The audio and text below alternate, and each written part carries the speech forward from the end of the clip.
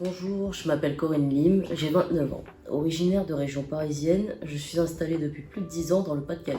J'y ai créé en mars 2021 l'entreprise Lim Co avec l'exercice de plusieurs activités qui ont pour point commun ma passion pour les métiers du bois. Je vais commencer par vous présenter un petit peu mon parcours de formation, grâce auquel j'ai pu aboutir à la création de mon entreprise. Donc j'ai démarré par obtenir un DUT en génie civil. Donc, génie civil c'est sympa mais on y parle beaucoup de béton et beaucoup moins de bois. Et puis c'est très théorique.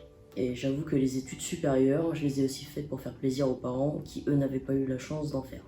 Je me suis alors orienté vers un CAP ébéniste pour avoir quelque chose de beaucoup plus manuel. Ce que je voulais, c'était toucher du bois, le travailler. Suite à ce CAP, j'ai effectué chez les Compagnons du Tour de France à Arras un CAP constructeur bois, puis un CAP charpentier. Maintenant, parlons de mon entreprise, Lim Co, et des activités que j'exerce. Tout d'abord, je suis dessinatrice projeteuse, spécialisée dans le domaine de la construction bois et de la charpente, et je réalise, pour une clientèle plutôt professionnelle, des plans en 3D et en 2D des bâtiments qu'ils ont à construire. Ces clients me sollicitent également, de par mon expérience en tant que conductrice de travaux, pour du suivi de chantier.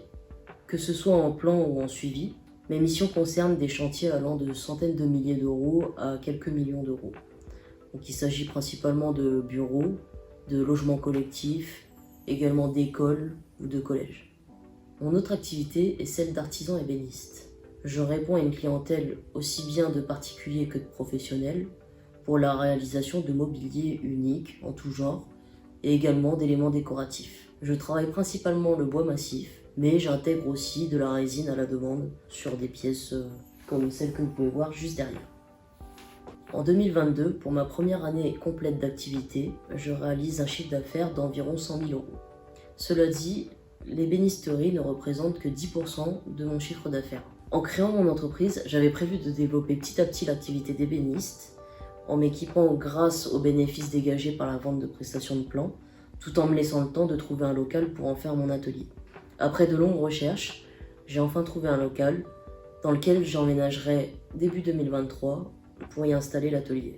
Mon objectif est de développer suffisamment l'ébénisterie pour que d'ici 2-3 ans, elle représente 50% de mon activité.